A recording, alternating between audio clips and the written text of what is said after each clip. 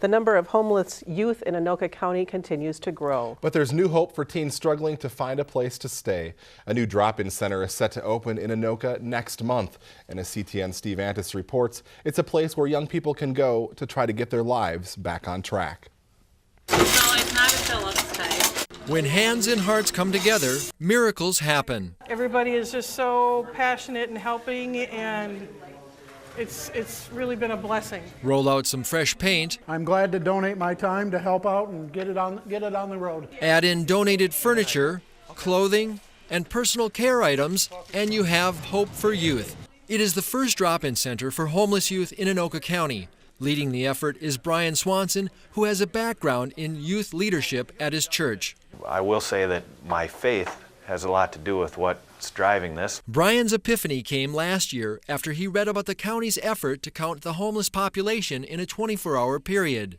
To imagine youth on the street when it's cold out, it just did not sit well. Swanson called Carrie Schaff, who took part in the count. I get calls a lot, but I don't think I've ever heard the passion behind someone and the determination. So literally 4 days later we met. She's now part of the Hope for Youth Committee.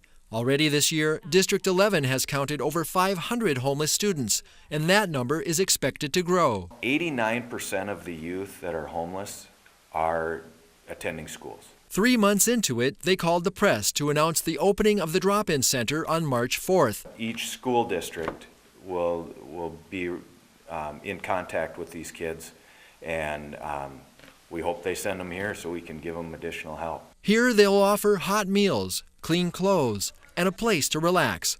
Other resources will be rolled out in time. So there will be desks here for computers. Lino Lake's Fire Chief Jerry Strike was eager to get on board with Hope for Youth. As a teenager back in the 80s, he was homeless. My mom raised 4 boys on her own with the house that we once all had as a family.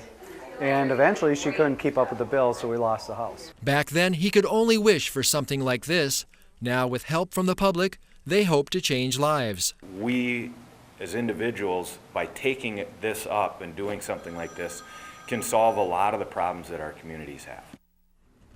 There's lots to do before the doors to the drop-in center opens in Anoka. If you're interested in checking it out, an all-day open house will take place on Sunday, March 3rd. The center is located at 2665 4th Avenue North. For more information, log on to their website at hopeforyouthmn.org.